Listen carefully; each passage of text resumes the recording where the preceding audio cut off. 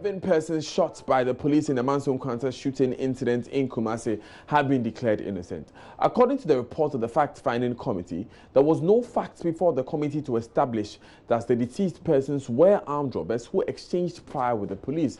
The five-member committee made up of Justice Obing Tiewo of the High Court, Reverend Professor Osei Safo Kantanka, who is a bishop of the Methodist Church, Sheikh Ahmed Seidu Ashanti, and executive secretary to the regional chief imam, David Eduse, Ashanti Regional BNI commander, and Emilia Ayebenu Boche, who is acting regional coordinating council, who has have made two recommendations to the government. The first is that the 21 police officers involved in the incident are interdicted and subjected to police criminal investigations. And second, the dependents and families of the deceased are provided with support. A statement issued by government and signed by the Information Minister Kojo Ponkroma assures the general public all due process will be followed in the pursuit of justice, whilst calling for calm and patience for the outcome of the investigations. Let's touch base with the Zongo community in Mansun Kanta, where the incident happened, to get a reaction from them on this latest development. On the line with us is Sadiq. Sadiq, good afternoon. Good afternoon. So what's the reaction of the youth in the Zongo to the committee's findings? Yes, it's positive, and we use this opportunity. The youth want to use the opportunity to thank the government for setting the committee and at least applauding the works of the committee. Okay, so what's next for the youth now? Yes, the youth are calm and just following what exactly what the minister said, that the police will be interdicted and that the due processes will also be done to the family. So as it stands now, that is what we are waiting for now. How soon do you want to see this resolution? To our members, we feel that it should be earlier, so that it will not also be, people will not also have, the impatient is not helping. But if it is a week or two, at least we'll be happy to see these things. Thank you very much, Sadiq, for joining us this morning. Now let's go to another part of the country now.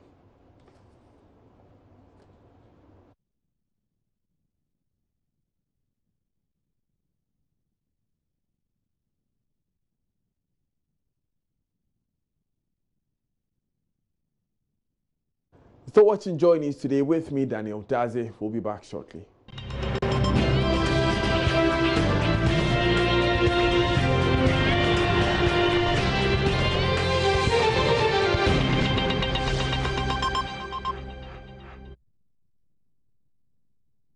Thanks for staying with us. Now, 5 police officers have been shot and wounded several times in the Ashanti region. This happened in 2 separate incidents over the weekend. On Saturday, the district's police commander for Esiwa and 4 others, including another officer, 2 members of the community policing unit, and the DC East driver, were shot at Nsuta. The police in the region are questioning 3 persons suspected to have shot all the victims. The District Security Council was on a fact-finding mission on Saturday following the butchering of the farmer and his son near Nsuta. But residents mounted a roadblock and fired as the vehicles that were being used by the team. Ashanti Regional Crime Officer ACP Peter Baba says the police commander is in an unstable condition. Erastus Asaidonko has been following this incident since it broke. Erastus, how's the police commander faring now? Well, currently he is responding to treatment. He is not out of the woods yet, but doctors say he will pull through. What's the current situation in the town? Well, so yesterday the police gave the chief of the Nsuta town 24 hours to provide the people who blocked the road and the one who fired the gun. And so the chief, I'm told, also made some announcements in the town. And out of that, we have 3 people who have been arrested together in connection with the shooting and the mountain of roadblocks. Amongst these, we know that one Togwe, who is believed to have fired the gun that caught the commander in the neck, has also been arrested. So in all, we have 4 people who have been arrested in connection with the shooting. Thank you, Erastus Asaridonko, for bringing us that report. But Erastus, we'll move to other stories. We will be bringing you updates on those later.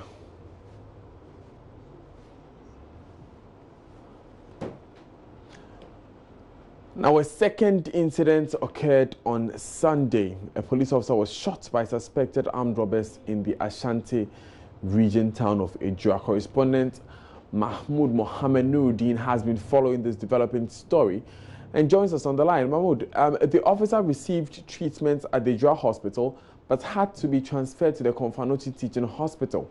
How is he doing now? So, when you hear from him and you want, then you can just take on and say, hello, Mohammed. No, you don't. Ask me a question. Hello, Nuruddin. Yeah. Great. You would have to, just a minute, please.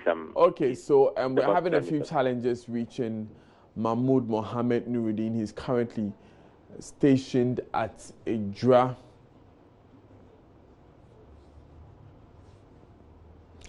Still watching Joy News today. Now, Upper West Regional Minister Suleiman Al-Hassan has expressed concern over the conduct of some teachers, which brings the name of the profession into disrepute. He noted that most teachers refused posting to rural areas, whilst the others vacate the classrooms to engage in activities for their personal benefit. Addressing the 3rd graduation of the Nusrat Jahan College of Education in Wa, he charged the Upper West Regional Director of Education to put in place measures to nip illicit conduct in the bud. Joy News' Upper West correspondent Rafiq Salam will bring us more of this from Wa after this.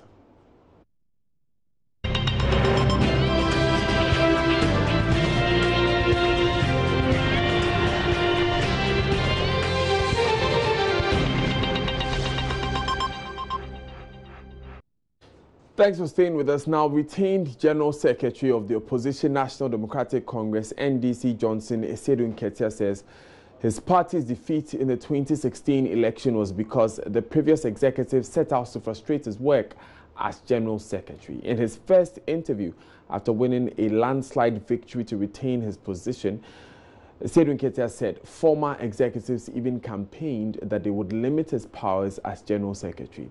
He, however, refused to name the exact persons. The most significant threat to our victory in the 2016 election was disunity. You know, I'm talking, if I say disunity, I'm referring to how the elected executive was or was not working together very well. If you are in any battle or any war front, and you cannot take command from a uniform source, then you are in for trouble. And I am confident that with this new executive, that thing will be a thing of the past. It is not because there are new types of human beings, but it's because of the rhetoric that preceded both campaigns. When you took a look at what happened before the 2014 Congress in Kumasi, the rhetoric was much more hostile, and the campaign promises of the key actors was that it was based on the false impression that the General Secretary was too powerful and he needed to be caged, his wings needed to be clipped and all that. So all the persons who were campaigning for the various positions kept repeating that they were the guys who can do the job of clipping the wings of the General Secretary. And I thought that was dangerous. So I kept warning that I cannot imagine an enterprise which you are going to begin with people whose campaign promise was to cause disunity. You understand? So I kept warning, but those warnings were ignored. And once they got elected, and they had a campaign promise to fulfill, and that is to appear to be the ones who were clipping the wings of the General Secretary. And if the General Secretary is going to be the key actor in the elections, and you have people around him with the campaign promise of clipping his wings, I wonder how you can win election. Esedun Ketia, who has been General Secretary for 13 years, believes the new party executives will not repeat these errors as they supported him when campaigning. I think now everybody has learned their lessons, and the campaign rhetoric preceding this particular Congress was completely different. This time around, you saw all 5 contestants for the position of national chairman either campaigning for me or at least not campaigning against me. And I thought that was important. It's very interesting that when you come to the contestants for national organizer, the story was the same. Come to the contest for youth organizer, the story was the same. So it tells you one thing, that nobody is promising the party that their agenda is coming to create disunity. Okay? So everybody went around promising that they were the persons who can work closely with the General Secretary.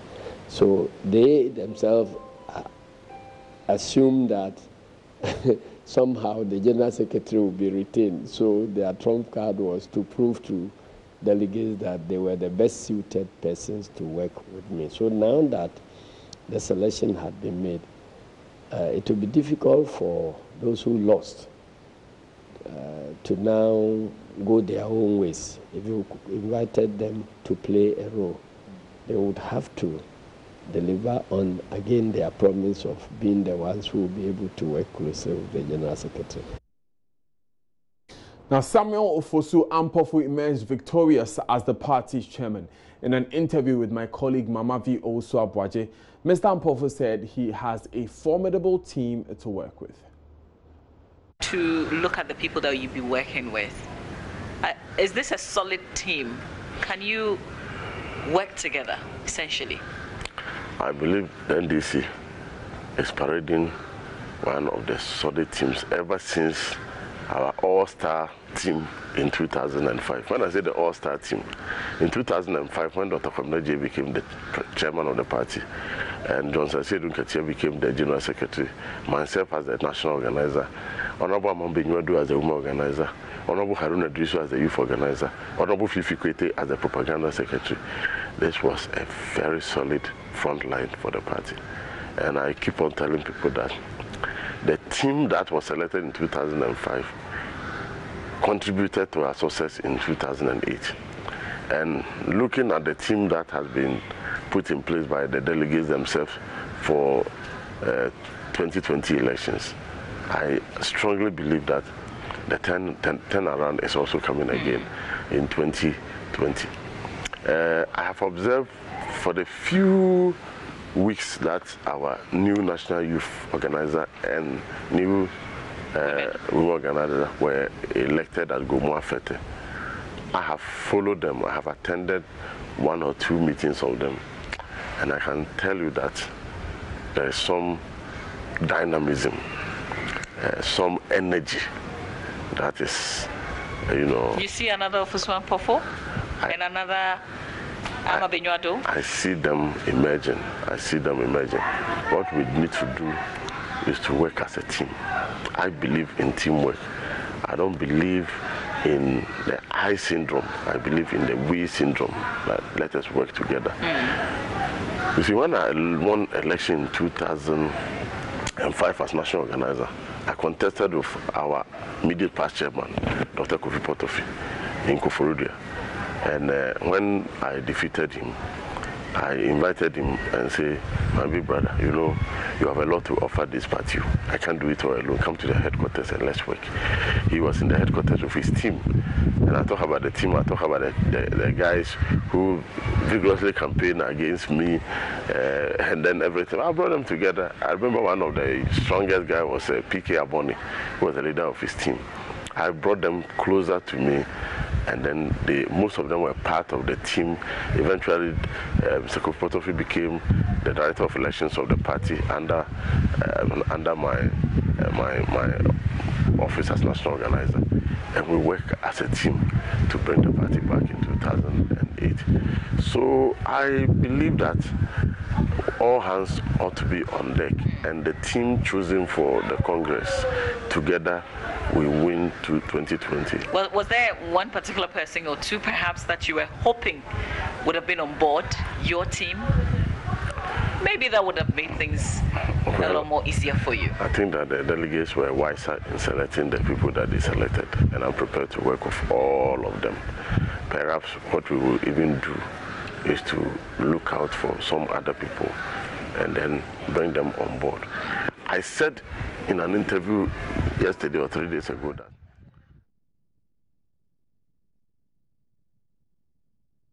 now, the Mamobi General Hospital that serves the Zongo community of Nema and its environs has over the past 2 years been recording increasing cases of diarrhea and other water and sanitation related diseases. Doctors at the hospital blame this partly on the lack of toilet facilities in many homes in the area. As the world marks World Toilets Day, Joy News' Joseph Akable has been to Nema and reports landlords and rapidly expanding facilities fixing air conditions. As landlords are doing these but are failing to provide toilets. 4.5 billion people in the world live without safe toilets. 892 million people across the globe practice open defecation. The United Nations attributes this to a lack of place of convenience in many homes. This reality is playing out strongly in the Accra community of Nema and Mamobi. I am heading to the home of Razak Osman. About 10 people live here without a toilet facility. Razak says they have space for a toilet but could not take advantage of an AMA subsidized toilet program. He does not have money, he argues. Because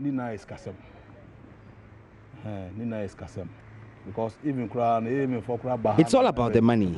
The AMA offered to support us build a toilet, but we do not have the financial muscle. They did not give a specific amount, only a piece of paper to write our names. But the figures we heard from people deterred us from even going to their office. Look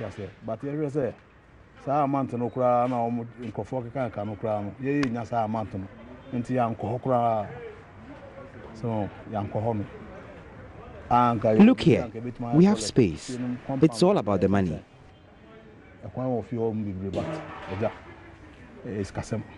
A former assemblyman of the area, Hafiz Abubakar, disagrees with Razak's excuse. Almost about 60% don't have toilets in their homes. They always rely on the public toilets. Why don't they have toilets in their homes? Yes, due to the, due to the ignorance or something in the area, because they must enforce the law, but the enforcement is not there. You understand? The enforcement is not there, because I hope when they enforce the law, I think the ratio will come up small. But why should the law be enforced before people know that they simply need to have toilets? Don't forget they are human beings. And human beings, that is why they made the law. You understand? Because human beings sometimes need to be forced before he do something better. There are some of the people we talk to, they say that it's because they don't have money to provide a toilet facility. How can a landlord or landlady will say he don't have money, while you have money, millions of cities to build, and then you don't have money to even build small toilets facility. Does it make sense?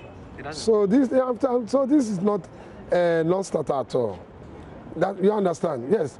The rooms. When you look the rooms, maybe the person have about 10 rooms, 50 rooms. Why don't he even take one room out of it and make toilets? Even when he take one room out of it, he can even build about 2 toilets in it. And when you say you have no, how do you call it, money to build it, where did you get money to build the house? Other residents are equally alarmed. When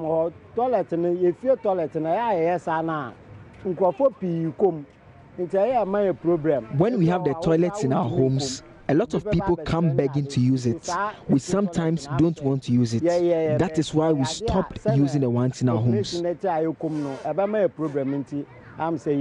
The effect of this worrying situation has taken a toll on the staff of the Mamobi General Hospital. Our checks reveal rising cases of water and sanitation related diseases.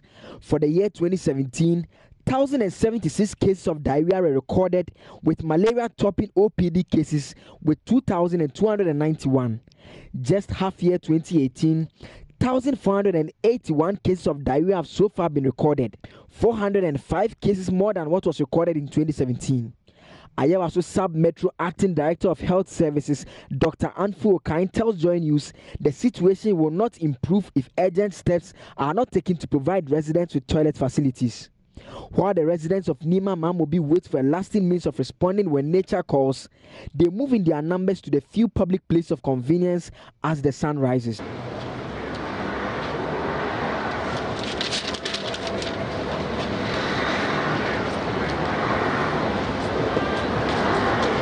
My name is Mohammed.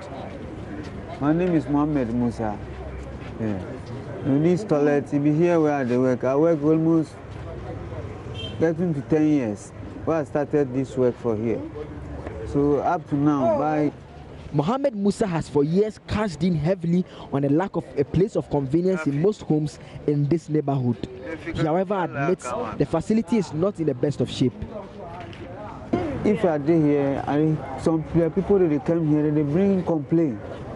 They say the sanitation no good. So they want new toilet. If everybody can, they have to break this toilet. They say this toilet, since Rolling Stamp, they built this toilet. But up to now, maybe this toilet. Now, in fact, when you go to village itself, you can see they make nice toilet. But this one, if somebody want pass here, if it be stranger way come here, he can't enter inside. Unless the people that did this area, they can enter this toilet. Because they say the toilet is no good at all. This public place of convenience is without any shred of doubt one of the busiest places of the popular Zongo community, Nema. Many people from various parts of this community have no option than to head here sometimes as early as 5 a.m. anytime nature calls. I observed the movement of people in and out of the toilets. No provision has been made in terms of water and soap for them to wash their hands when they are done. A good number of the homes in this neighborhood surprisingly have installed air conditioners in the rooms. It appears toilets are the least of their concerns. The United Nations expectation that everyone has a safe toilet by 2030 may well remain a mirage. Joseph Akable, Joy News, Nema. And I'm Daniel Dazi. This is Joy News Today. Odilia in Tiamwa has the latest in business.